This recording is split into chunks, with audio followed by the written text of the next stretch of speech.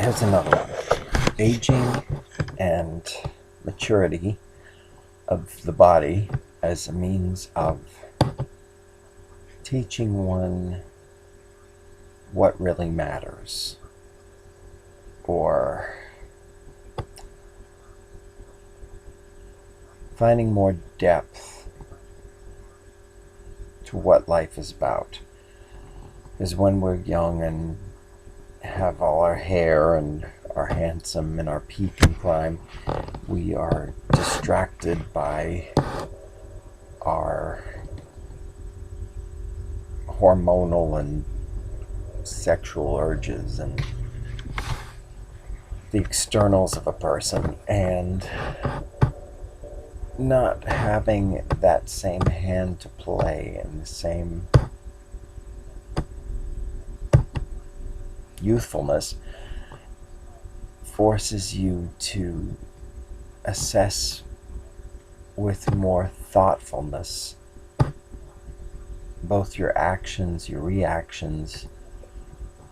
and looking at yourself and how you spend your time and energy and what's going on in your mind with more scrutiny and awareness, because you realize that you can't go on the same track that you were doing in your youth,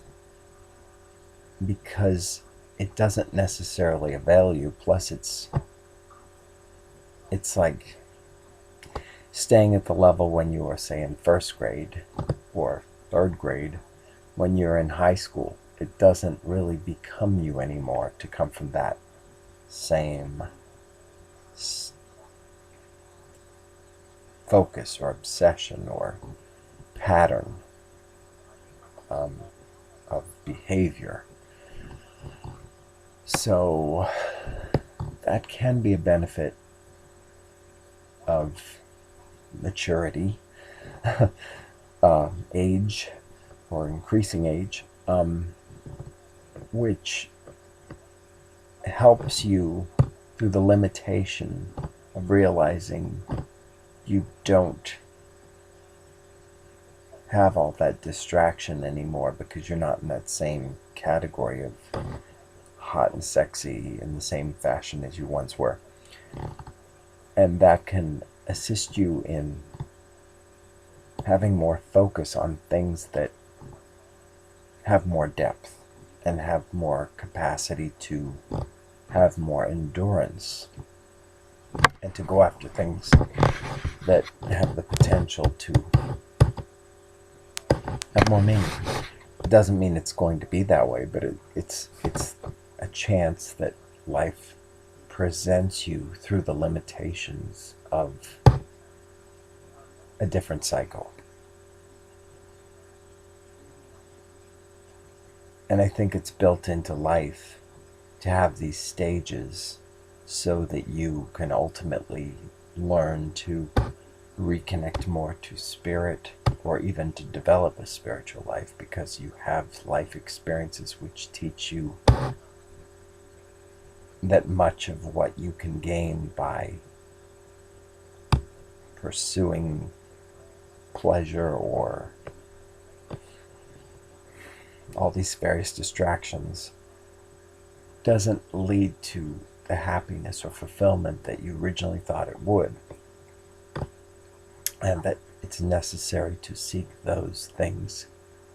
within yourself, or to look within for certain fulfillment that can only be found within yourself. Which isn't to say that you can't find fulfillment in other people, but you can love somebody, but you can't depend upon them to gratify all your needs or your in other words, you have to learn to love yourself, so that then if anyone else loves you or anything else gives you joy or gratification, it's frosting on the cake.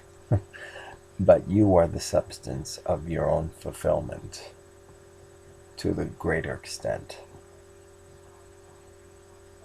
That also puts you in a place of enough equanimity and centeredness that you can then have the clarity of a certain type to respond in ways that, when you're coming from the distraction of constant mental chatter and urges and not having any inner quietude, can put you in some pretty fucked up situations that you wouldn't necessarily have gotten into if you had that space of pause, that maturity and life experience and the ability to be with yourself allows you to have. It gives you a greater wisdom so that you don't necessarily just react. You have that level of pause and introspection and thoughtfulness so that you can respond to things from a greater place of insight and wisdom, and hopefully love too. Thought number 2.